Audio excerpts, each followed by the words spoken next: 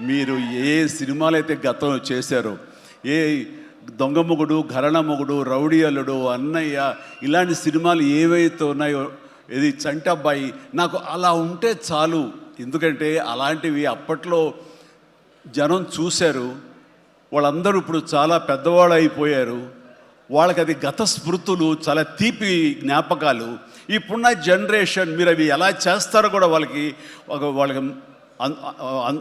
వాళ్ళకి ఏమీ తెలియకపోవచ్చు.